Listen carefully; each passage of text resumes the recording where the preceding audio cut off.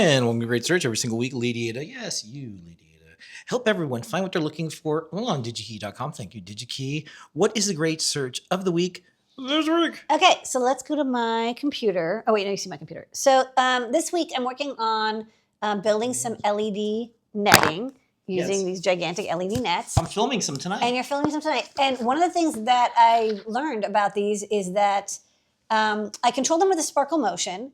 They take 12 volts and they take like many, many amps. Like you do the math, it's like this has how many amps? 800 LEDs, or the ones I have 1,200 LEDs. Each one uses 30 milliamps. It's like we're talking about easily like 10, 20 amps per panel.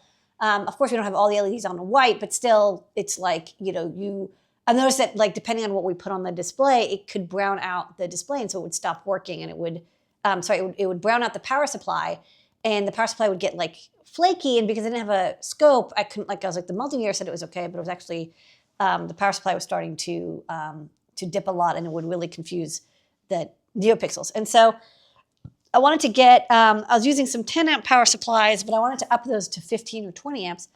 So I thought, let's go to DigiKey and find a 12 volt, 15 amp or more power supply. And, we'll look at a couple options, but I want one that's like safe for the household to use. So not something that has like a lot of exposed wire, something that's plug and play, kind of like foolproof.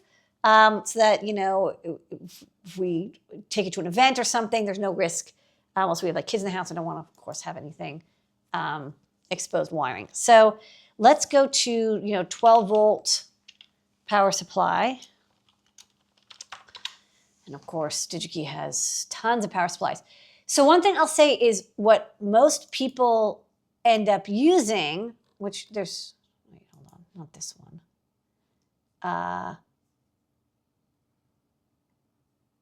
Yeah, like these. So some of these are open frame. Some of them will do it, but they're like, big, like pans exposed. These are meant to be inside of there's different categories. So just making sure you're in the right category is a good idea. There's also AC-DC converters. And I've seen a lot of people use these. They're also kind of like called like Meanwell adapters. And so if you look, like these, of course, you can get a 12 volt, 50 amp, whatever, super easily. And they're very inexpensive. Like this one is 6 amp and it's, $15. And these are like really good and reliable.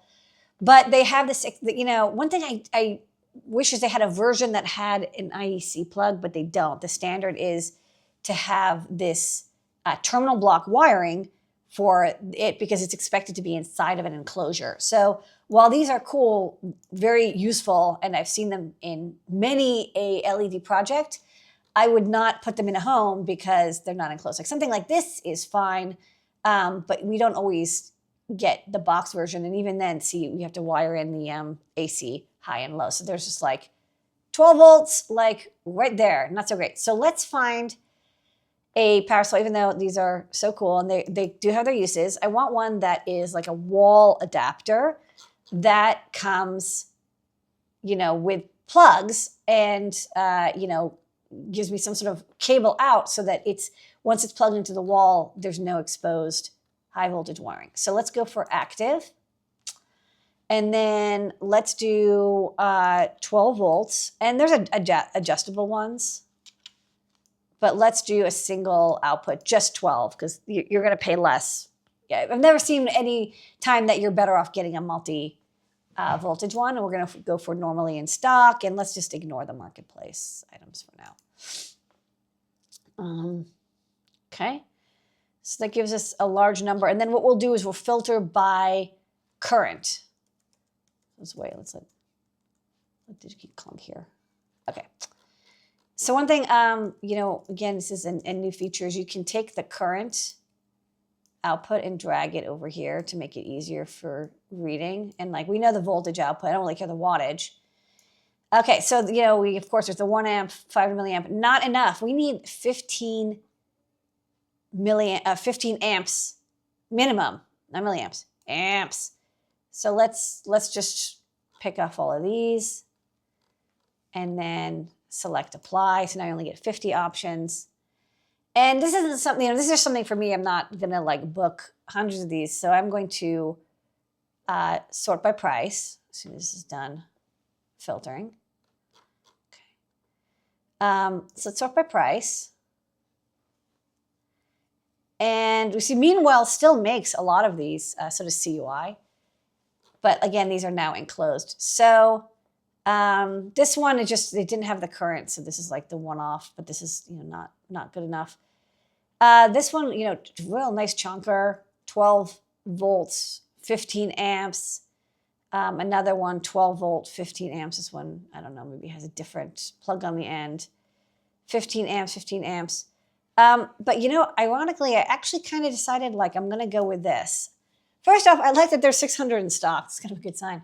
But I was like, well, for like $20 more, I get 20 amps instead, which will definitely be enough to drive the panel. It even comes with a connector on it, which I really, really like because it looks like a Mole's connector. Maybe in the next great search, I'll find the matching one, or I'll just look up in the documentation. I can pick the IEC plug, so at any length I want. It's really nice, got a heat sink built in. And then what I can do is I can make like a pluggable power supply adapter. So again, it's easy, we'll keep it plugged in. You can always unplug it from the wall.